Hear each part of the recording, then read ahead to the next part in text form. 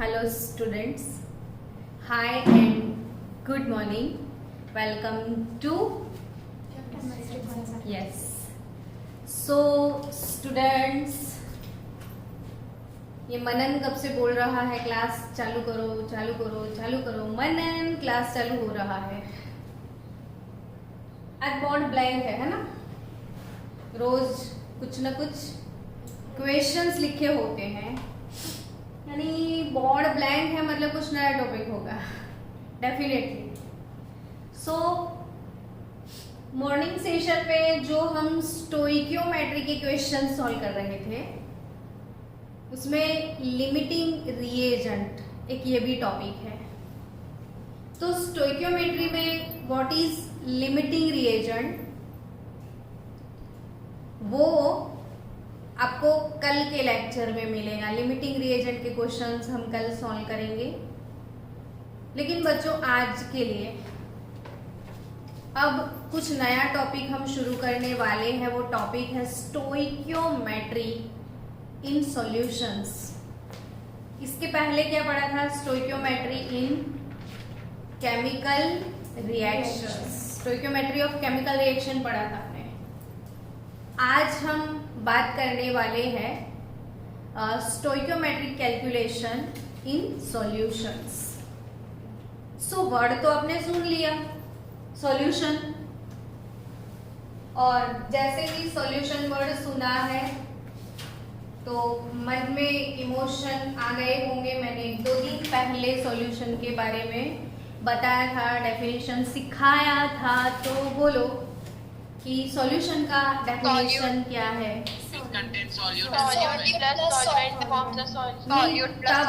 तब आपने यही बताया था और मैंने आपको रिकरेक्ट करवाया था कि ऐसे मत बोलो, मेरा क्लास है तो बच्चा ऐसे ही बोलेगा सॉल्यूशन का डेफिनेशन, तो याद किया जाए फिर से। सॉल्वेंट हमेशा ज्यादा क्वांटिटी में और सॉल्यूट कम क्वांटिटी में। नहीं, मैंने सॉल्यूशन का डेफिनेशन आपको 100% सिखाया था। बोलो anyone genius and my favorite student, come on fast. When 2 or more solute dissolve in a solvent is known as solution. Yes, मैंने 2 to 3 टाइम रिपीट किया था कि when 2 or more substance mixed with each other and form homogeneous mixture, then it is called solution. अब repeat करो ताकि भूल ना जाओ। बच्चों 12th स्टैंडर्ड में सेकेंड चैप्टर है केमिस्ट्री में जिसका टाइटल है सॉल्यूशंस। तो आपको सॉल्यूशन से पीछा नहीं छूटने वाला है, पूरा solution with mole concept 12th में भी पढ़ना है। सो हम अभी से 12th के सॉल्यूशन की भी प्रिपरेशन कर रहे हैं बच्चों। What is solution? तो actually when 2 or more substance mix with each other and form homogeneous mixture, then it is called solution. तो अब मत भूल जाना, नहीं तो मेरा वाला क्लास वो फीलिंग मुझे नहीं आएगा। So solution means when 2 or more substance mix with each other and form homogeneous mixture. अब सॉल्यूशन की कैरेक्टरिस्टिक मैंने आपको बताई थी कि जो substance which is in excess proportion is called solvent and substance which is in less proportion is called solute. So student, solvent and solute के बारे में वो बताया था कि जिसमें सिर्फ एक सॉल्वेंट एक सॉल्यूट, एक सॉल्वेंट एक सॉल्यूट। वैसे सॉल्यूशन को क्या बोलते हैं वो बोलो, चलो वो भी सिखाया। Binary solution, binary solution. फिर मैंने आपको ये सिखाया था कि सॉल्वेंट हमेशा एक होता है ना, but solute more than 1 possible है, बहुत सारे होते हैं, वैसा नहीं, 1 और मोर देन 1 पॉसिबल है, ठीक है। बट सॉल्वेंट एक ही रहेगा। अब स्टूडेंट सॉल्यूशन क्या है वो समझ में आ चुका है कि कोई सॉल्यूट रहेगा, सॉल्वेंट रहेगा, सॉल्यूट को सॉल्वेंट में मिक्स किया जाएगा और सॉल्यूशन प्रिपेयर हो जाएगा। लेकिन जो सॉल्यूशन आपने प्रिपेयर किया है, प्लीज, जो सॉल्यूशन आपने प्रिपेयर किया है वो सॉल्यूशन का कंसंट्रेशन क्या होगा? कौन से टॉपिक पे हम फोकस करने वाले हैं? कंसंट्रेशन ऑफ सॉल्यूशन पे। कौन से टॉपिक पे फोकस करेंगे हम? कंसंट्रेशन ऑफ सॉल्यूशन पे। स्टूडेंट मैं क्या बोल रही हूं? कंसंट्रेशन ऑफ सॉल्यूशन के बारे में। तो किसको बोलते हैं concentration? Anyone in the class आपको पता है कंसंट्रेशन किसको बोलना है? जिसमें पानी का लेवल ज्यादा हो सॉल्वेंट से। पानी कम हो और सॉल्वेंट, क्या बोल रहे हो? मजा नहीं आ रहा है कुछ? चलो, More solute. वो तो unsaturated solution. मैंने कौन सा क्वेश्चन पूछा? मेरा सिंपल सा क्वेश्चन था बच्चों। देखो सॉल्यूशन क्या होता है, तो सॉल्यूट प्लस सॉल्वेंट, डेफिनेशन वगैरह हम समझ चुके हैं। Solvent generally in excess amount में होता है, solute generally in less proportion में होता है। इतना तो पता है सबको, मुझे और आपको भी। लेकिन मैंने क्या पूछा आपसे? कंसंट्रेशन के बारे में, है ना? मैंने किस चीज के बारे में पूछा आपको? कंसंट्रेशन के बारे में। क्यों हम टाइम दे रहे हैं इस टॉपिक को इतना? क्योंकि है ही इतना मोस्ट टाइम टॉपिक। बिना इसके केमिस्ट्री का पत्ता भी नहीं हिलेगा। सो हमें केमिस्ट्री के सारे पत्ते हिलाने हैं, और जब सारे पत्ते को हिलाना है, पूरा केमिस्ट्री को ऐसे डाइजेस्ट करना है, तो ये चीजें तो हमें सीखनी ही पड़ेगी, और वो भी बहुत अच्छे तरीके से सीखना है। क्या लिखा है मैंने? कंसंट्रेशन। और आपको डेफिनेशन नहीं पता है, ठीक है ना सबको? कि है किसी को पता? मैं वेट करूं। Purity of a substance. क्या प्योरिटी बोला? नहीं, कंसंट्रेशन यानी मान लो अभी क्लास में जितने भी बच्चे बैठे हैं, किसी को कंसंट्रेशन नहीं पता है, लेकिन आज के बाद तो पता होगा सबको। कल मैं वापिस से क्वेश्चन करूंगी और आप लोग मुझे आंसर दे देना कल, तो मुझे थोड़ा सेटिस्फैक्टरी फीलिंग आ जाए। चलो, कंसंट्रेशन होता क्या है मैं पहले समझाऊंगी कि आप लोग एक एक्सपेरिमेंट करो मेरे साथ। हम सबको लेना है एक बीकर। क्या लेना है? बीकर। एक नहीं, कितने लिए मैंने? चार बीकर ले लिए, क्योंकि ना हमें हर एक चीज को अच्छे से समझना है। टाइम लगेगा, डजंट वरी, हम एक के बदले 10 लेक्चर ले लेंगे, लेकिन समझाएंगे पूरा। कंसंट्रेशन समझना है। आपके पास 4 बीकर्स है और 4 बीकर्स में हमने सबके अंदर इक्वल वॉल्यूम ऑफ सॉल्वेंट लिया है। डन?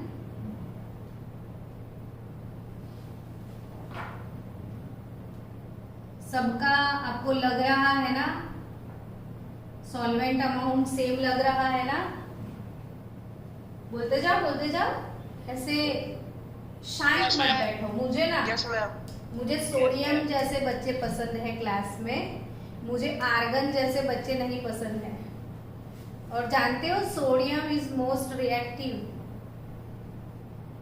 और आर्गन तो इनर्ट गैस है।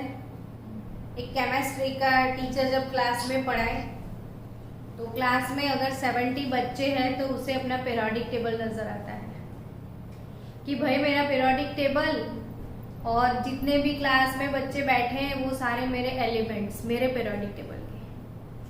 तो मेरा फेवरेट एलिमेंट है सोडियम। मुझे विगरसली रिएक्ट करने वाले बच्चे चाहिए। बहुत ज्यादा रिएक्टिव, तड़फड़ फड़फड़ आंसर दो। इनर्ट गैस बन के क्लास में मत बैठो, और वैसे भी इनर्ट गैस होते हैं वो सेकेंड मीटिंग में आते ही नहीं है।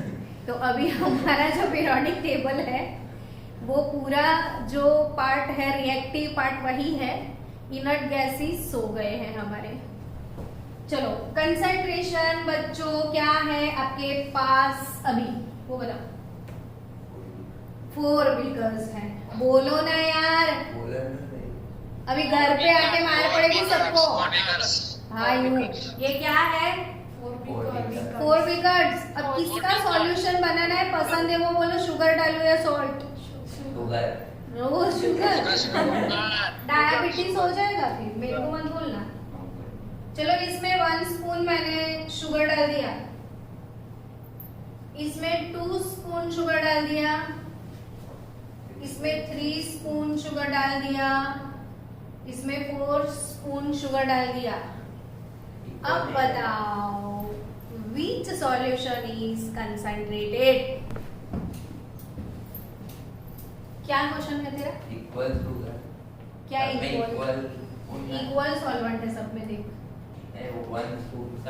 सब में सॉल्वेंट इक्वल है, ध्यान से सुन, यूज योर ब्रेन। सभी बीकर में क्या इक्वल है? सॉल्वेंट। मैंने सॉल्यूट अमाउंट चेंज किया है, इसमें सॉल्यूट कितना है 1 स्पून, इसमें 2 स्पून, इसमें 3 स्पून, इसमें 4 स्पून, ठीक है। अब मेरे को बोलो ना बच्चों, which solution is more concentrated? Fourth one. अब वो फीलिंग आया ना कि 4th वन, बट कैसे, किसको बोलेंगे अब आप कंसंट्रेशन? अमाउंट ऑफ सॉल्यूट जाता है उसमें। यस, सही पकड़े हैं। अब बोल सकते हैं कि सही पकड़े हैं आप, कि किसको कंसंट्रेशन बोलना है, डेफिनेशन आप जानते ही नहीं हो किसी चीज का। तो कंसंट्रेशन का डेफिनेशन आज के बाद हमेशा आप बोलोगे, ठीक है। What is the definition? तो कंसंट्रेशन क्या है? अमाउंट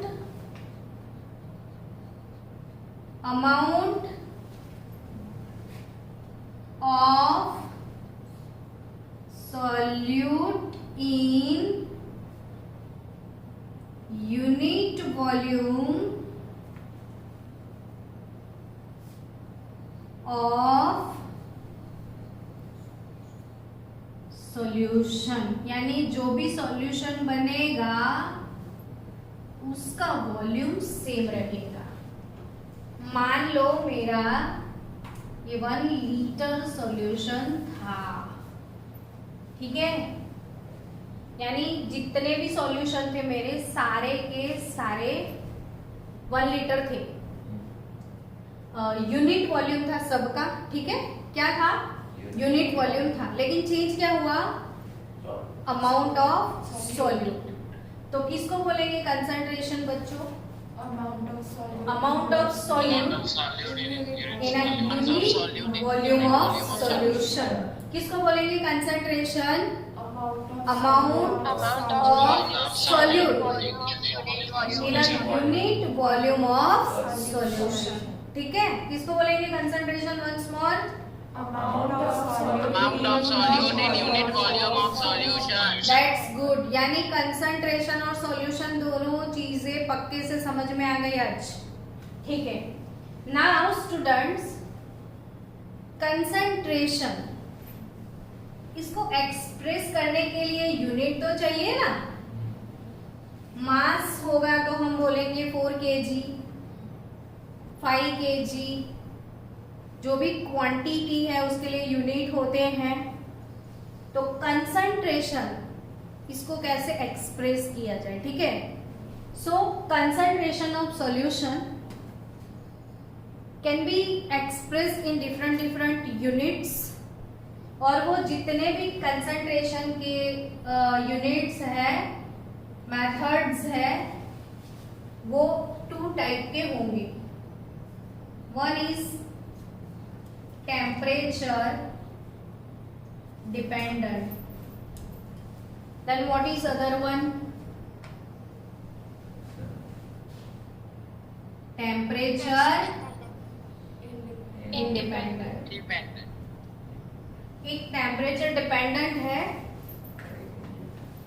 तो दूसरा क्या है? टेम्परेचर इंडिपेंडेंट है।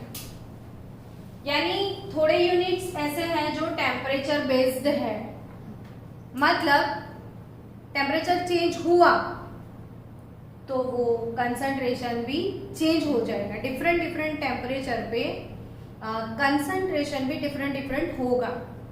यानी आज सुबह सुबह 5 बजे एकदम ठंडा कुल कुल एनवायरनमेंट था और मैंने सॉल्यूशन बना दिया। दोपहर में 2 बजे बहुत सारा टेम्परेचर हो गया है, तो वो कंसंट्रेशन उसका चेंज हो जाएगा। आया कि नहीं समझ में? तो टेम्परेचर बेस्ड यानी जैसे जैसे टेम्परेचर चेंज होता है कंसंट्रेशन चेंज हो जाता है। और टेम्परेचर इंडिपेंडेंट मतलब हाँ, कोई भी टेम्परेचर पे वो चेंज नहीं होगा। ठीक है, अब स्टूडेंट आपको समझना है कि जो टेम्परेचर डिपेंडेंट होते हैं वो सारे वॉल्यूम बेस्ड होंगे। जिसमें कौन सा टर्म यूज होता है? वॉल्यूम वाला। क्योंकि ना बच्चों, गैस पे एक तपेली चढ़ा दो, चलो फास्ट इमेजिन करो, गैस के ऊपर तपेली चढ़ा दिया, दूध डाल दो इसमें 1 लीटर। अब क्या करोगे? गरम। तो शुगर के पीछे क्यों पड़ा है यार? कुछ भी लो, शुगर डाल दो। शुगर की फैक्ट्री है तेरे पापा की? नहीं है ना? हाँ, तो चलो अच्छा खीर बनानी थी तुझे।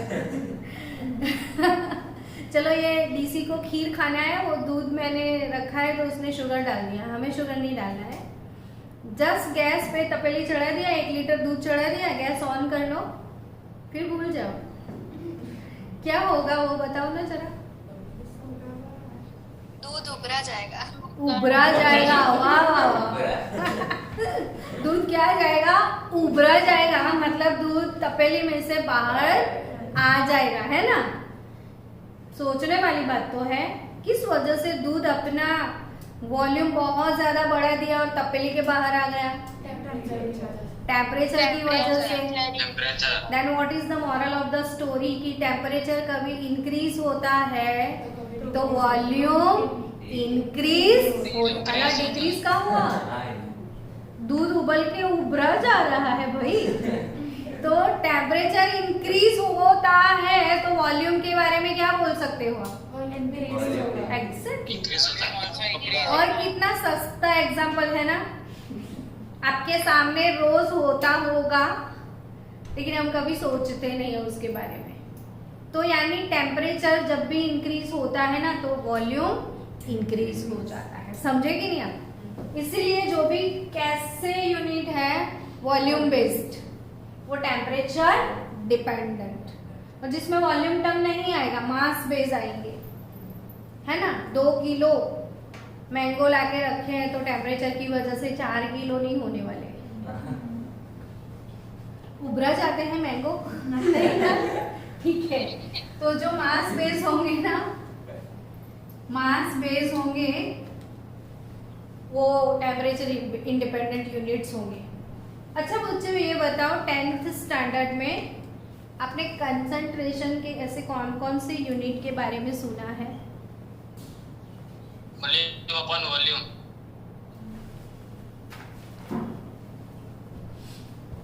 मैं बोलूं आज प्रमोशन ऐसा? टेम्परेचर डिपेंडेंट वॉल्यूम बेस्ड कभी शायद 10th में सुना हो तो मोलारिटी। क्या? मोलारिटी। मोलैरिटी। फिर शायद सुना हो नॉर्मालिटी। अब नहीं सुना हो तो सुन लो, फॉर्मालिटी। यानी ये 3 लिटी जो है वो 3 लिटी तो हमें कंपल्सरी याद रखनी कौन सी 3 लिटी हमारी? Molarity, normality, formality. और कोई लिटी बाकी है बच्ची मैडम? तो यस, मोलालिटी। मोलालिटी, ये लिटी है, ये लिटी है। मोलारिटी जो है ना वो कैपिटल एम हम लिखते हैं और मोलालिटी के लिए स्मॉल एम हम लिखते हैं। ये मास बेस होता है मोलालिटी, ये वॉल्यूम बेस होता है। कंसंट्रेशन के और भी यूनिट है बच्चों, परसेंटेज W/V यानी mass by volume. W means weight, weight means mass और V क्या है? वॉल्यूम। ठीक है, फिर वॉल्यूम बाय वॉल्यूम भी हो सकता है। फिर पार्ट्स पर मिलियन, ppm, सुना है कभी ppm? पार्ट्स पर मिलियन। ppm क्या होता है? पार्ट्स पर मिलियन। और पार्ट्स पर मिलियन मास बाय वॉल्यूम भी निकलता है, पार्ट्स पर मिलियन वॉल्यूम बाय वॉल्यूम भी निकलता है।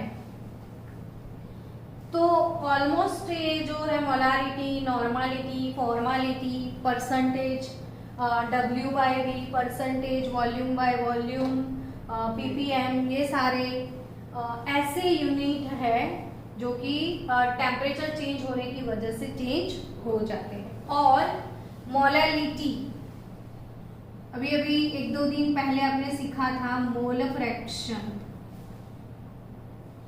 बताओ तो, मैं मोल फ्रैक्शन बोलूं तो आप क्या बोलोगे? X। That's like my class now। X आ गया सबको? Molality, mole fraction, percentage, W/W, क्या ऐसा कुछ सुना था? मैंने क्वेश्चन दिया था, calculate mole fraction of 10% W/W urea solution. और ppm, वो भी मास बाय मास भी निकलता है।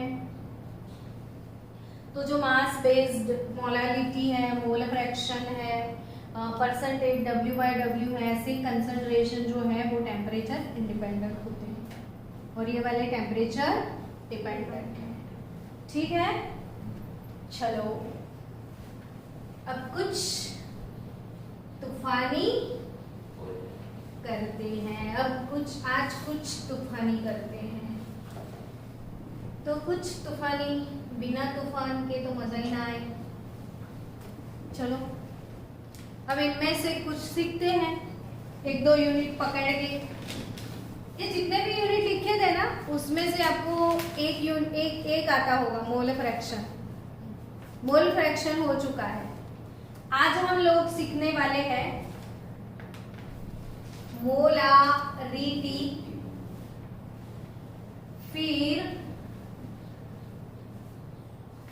नॉर्मालिटी और फिर फॉर्मालिटी। ये तीनों ही लिटी का आज सॉल्यूशन निकाल लेते हैं। सब कुछ कवर हो रहा है कि नहीं हो रहा? आप नहीं दिख रहा सर। हाँ, ये दिख रहा है, मैं नहीं दिख रही हूँ, चलेगा। मोलारिटी, वेट, पोज करो। चलो क्या सीखने वाले हो आप? मोलारिटी, फिर फॉर्मालिटी।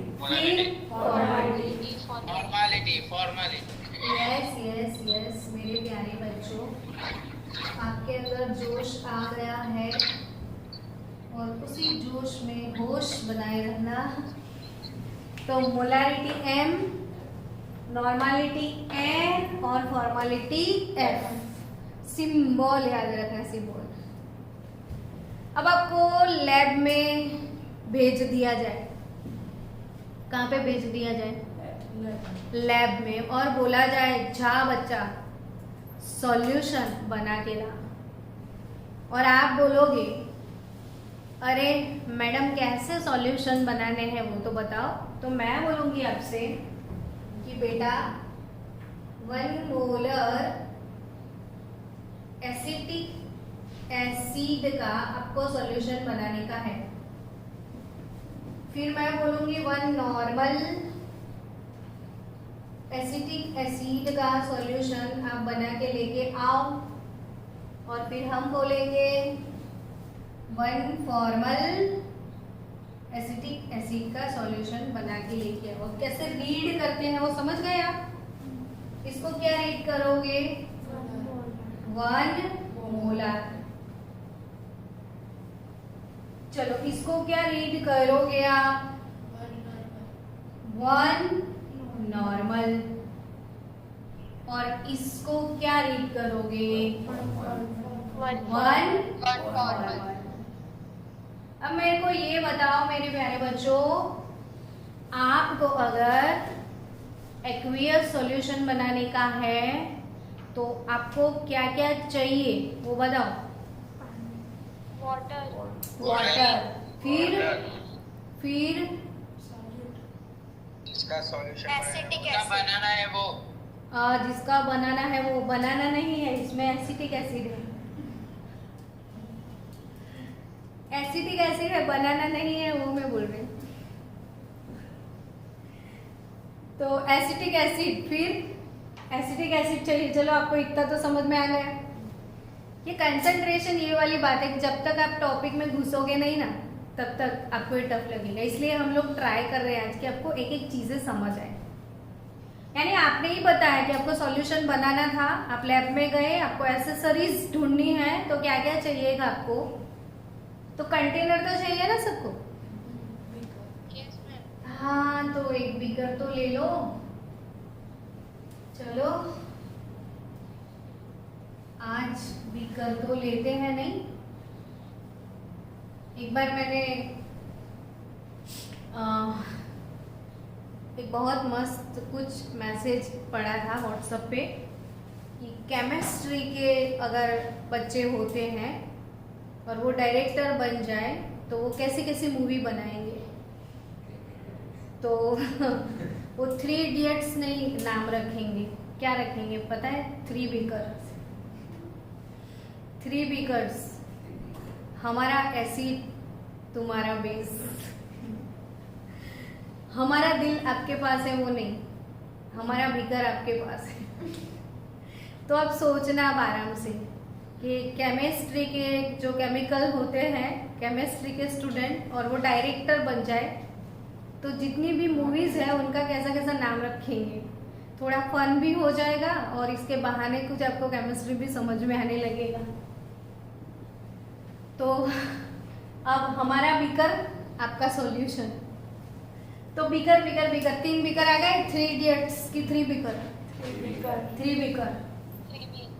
Yes yes yes. अब 3 बीकर में यूनिट वॉल्यूम ऑफ सॉल्यूशन ना, यानी हमें जो भी सॉल्यूशन बनाना है 1 मोलर, 1 नॉर्मल, 1 फॉर्मल, तो 1 लीटर टोटल अमाउंट रखते हैं। यानी हम बनाएंगे, सबका यूनिट वॉल्यूम हमारे पास रहेगा 1 लीटर। कितना? हमें total total total total volume 1 litre रखना है टोटल। तो हम लेस देन 1 लीटर लेंगे, स्मार्ट बच्चे हैं ना हम लोग। तो क्योंकि ना पानी में कुछ डालेंगे ना तो सरफेस तो ऊपर आएगा ना, तो करेंगे क्या? हेलो बच्चों, यस यस यस, चलो सॉल्यूशन बनाते हैं। लैब में वापिस आ जाओ, मस्ती कर ली बहुत। चलो 1 मोलर, 1 नॉर्मल, 1 फॉर्मल सॉल्यूशन बनाने का है ना। क्या करते हैं, 1 लीटर तो ले लेते हैं। और जब हम स्मार्ट बच्चे थे हमने क्या सोचा था? लेस देन 1 लीटर, क्योंकि ना थोड़ा सरफेस ऊपर आएगा। फिर बाद में सबका ना मार्क सेम 1 लीटर कर लेंगे, थोड़ा कम होगा तो थोड़ा पानी डाल देंगे, लेकिन सभी सॉल्यूशन का वॉल्यूम कितना कर लेंगे? 1 लीटर। ठीक है, चलो अब 1 लीटर पानी ले लिया है तो क्या करेंगे? ये सॉल्यूशन 1 मोलर बनाने का है, ये सॉल्यूशन 1 नॉर्मल बनाने का है, ये सॉल्यूशन 1 फॉर्मल बनाने का है। अब आप सोचोगे कि यस मैम पानी तो ले लिया, हमारे 3 बीकर भी आ गए, अब हमारा टारगेट है टारगेट सॉल्यूट। क्या है टारगेट? Target solute. तो क्वेश्चन इज दैट कि कितने अमाउंट में डालना है ना। कंसंट्रेशन किसको बोलते हैं? Amount of solute. Amount of solute को तो बोलते हैं कंसंट्रेशन। तो फिर हमारा क्वेश्चन क्या रहेगा कि कितने अमाउंट में डालना है, ठीक है। बाकी वॉल्यूम तो सबका सेम है, फर्क है सिर्फ अमाउंट में। अमाउंट बदल जाएगा तो कंसंट्रेशन भी बदल जाएगा। इसलिए बच्चों मैंने स्टार्टिंग के लेक्चर में, जो बच्चे आज नए हैं उनको नहीं पता चलेगा, लेकिन जो बच्चे हमारे पुराने हैं, पहले से पढ़ रहे हैं, उनको molar mass, equivalent mass, formal mass सब सिखाया है ना। तो हमें तीन मास पता होने चाहिए। एक मोलर मास, दूसरा इक्विवेलेंट मास और तीसरा फॉर्मल मास। तो मोलर मास एसिटिक एसिड का कितना होगा वो बताओ। एसिटिक एसिड का मोलर मास कितना होगा?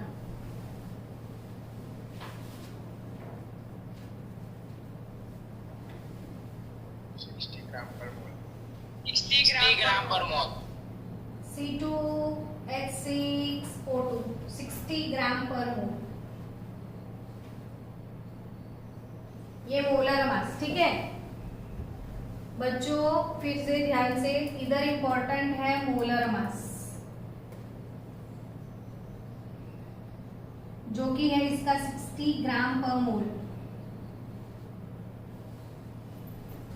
इधर इंपॉर्टेंट है क्या? Equivalent mass.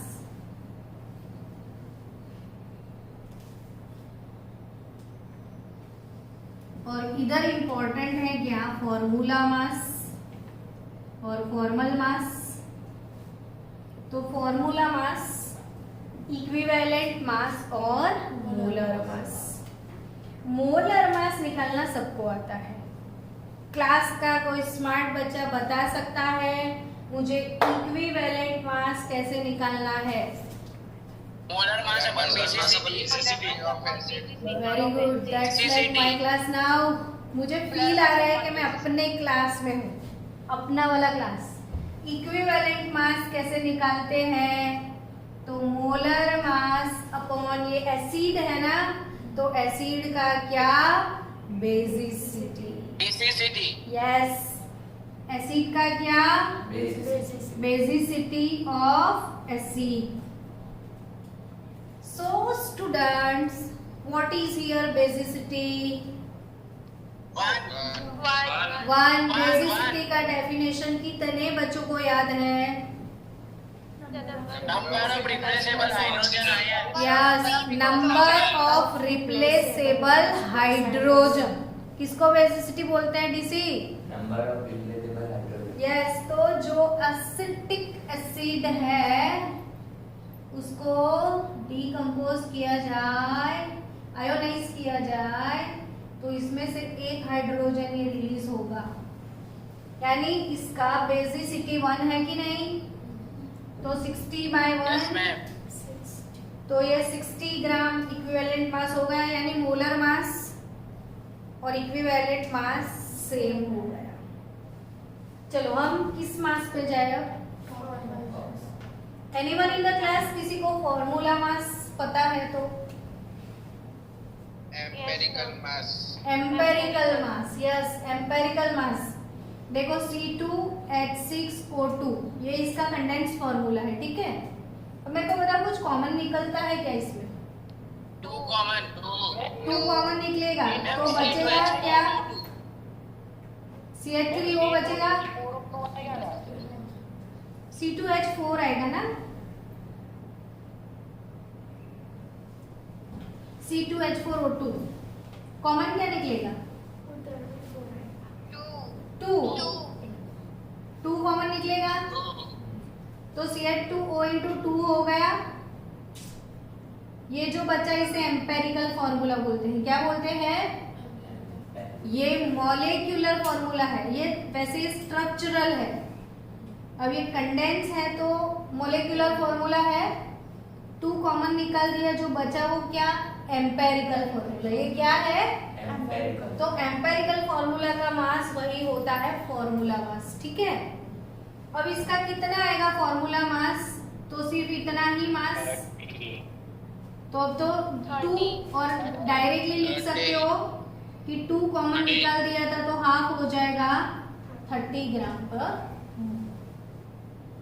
चलो, तो ये 30 ग्राम इसका फॉर्मूला मास, 60 ग्राम इसका इक्विवेलेंट मास, 60 ग्राम इसका मोलर मास। अब बच्चों सॉल्यूशन 1 लीटर बनाना है, इसमें डाल दो आप 60 ग्राम एसिटिक एसिड, ये 1 मोलर सॉल्यूशन हो जाएगा। इसमें डाल दो आप 60 ग्राम एसिटिक एसिड, ये 1 मोलर ही 1 नॉर्मल हो जाएगा, यानी इसके लिए 1 मोलर और 1 नॉर्मल दोनों सेम रहेगा, है ना? सेम ही होगा, जो 1 मोलर होगा वही 1 नॉर्मल भी हो जाएगा, लेकिन ये डिफरेंट होगा। 1 लीटर में 30 ग्राम में डिसॉल्व करना है, तो इसको बोलोगे आप 1 फॉर्मल। चलो, सब बच्चों को समझ आ चुका है? फिर से समझाओ ना। क्या समझाओ फिर से? फॉर्मल मास। फॉर्मल मास, ठीक है। चलो फॉर्मल मास फिर से समझते हैं, कोई दूसरे एग्जाम्पल से समझते हैं फॉर्मल मास। आपको एलम का फॉर्मूला कितने बच्चों को पता है? K2SO4 Al2SO4 thrice 24H2O. This is potash alum, फटकड़ी।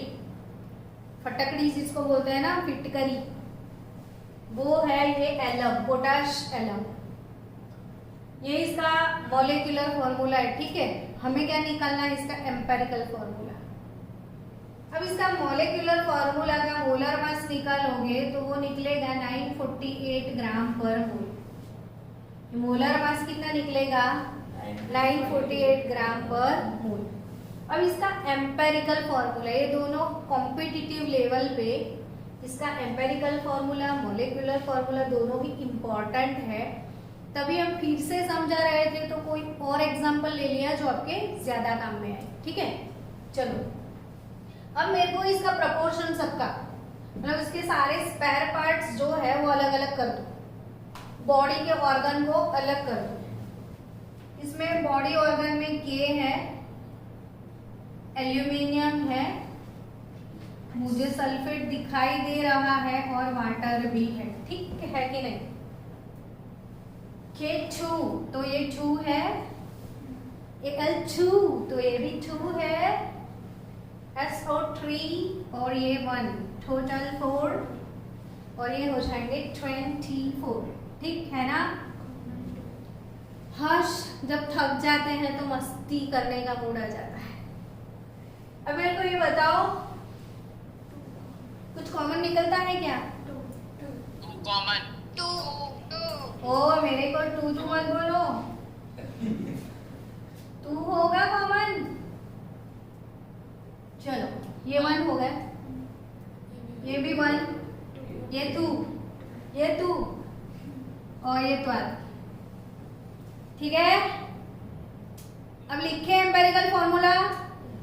Empirical formula में K सिर्फ 1 लिखना है, एल्यूमिनियम भी 1 लिखना है, सल्फेट कितना लिख दे हम, और वाटर 12। ये क्या हो गया? ये क्या हो गया? Empirical formula. क्या बता सकते हो इसका फॉर्मूला मास? तो हाँ, जैसे मोलर मास निकालते हो वैसे फॉर्मूला मास निकाल दो। K का वो 39, L का वो 27, ऐसे।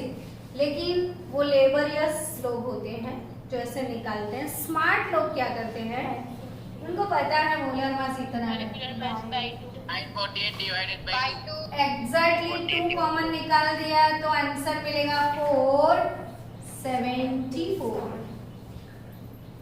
हाफ ऑफ दिस 948/2, ठीक है। तो ये फॉर्मूला मास, एम्पेरिकल फॉर्मूला का जो मास है उसे क्या बोलते हैं हम? फॉर्मूला मास, ठीक है ना। चलो, तो I think clear now concept what is empirical formula, molecular formula. Yes, ma'am. Yes, yes, सब कुछ Yes, ma'am. क्लियर है ना? स्प्राइट कौन सी कोल्ड ड्रिंक सब कुछ क्लियर है? स्प्राइट ही है ना? स्प्राइट सब कुछ क्लियर है? Right. सब कुछ क्लियर है ना? हाँ नहीं एसिटिक एसिड है अभी. एसिटिक एसिड है अभी, ठीक है. चलो, 1 मोलर, 1 नॉर्मल, 1 फॉर्मल. तो अब तीनों के फॉर्मूला, कंसंट्रेशन कैलकुलेट करने के फॉर्मूला सीखते हैं. अब समझ गए कि molar mass amount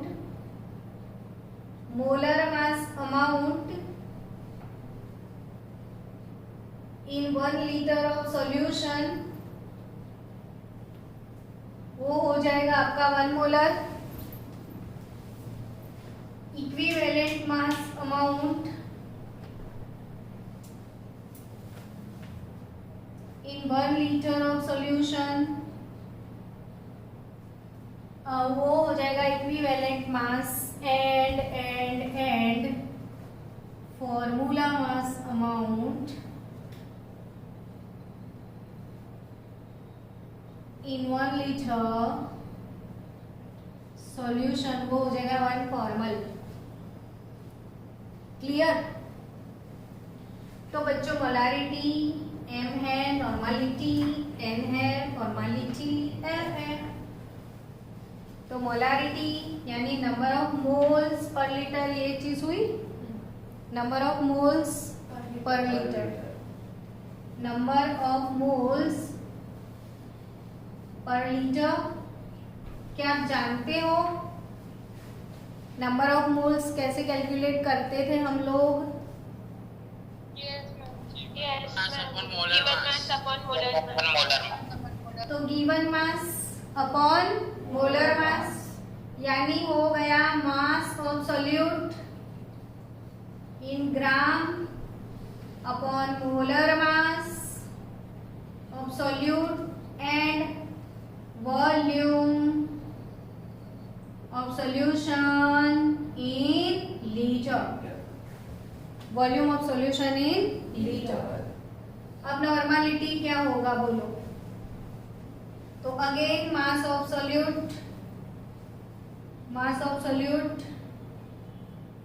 upon equivalent mass. तो इक्विवेलेंट नंबर मिल जाएगा आपको.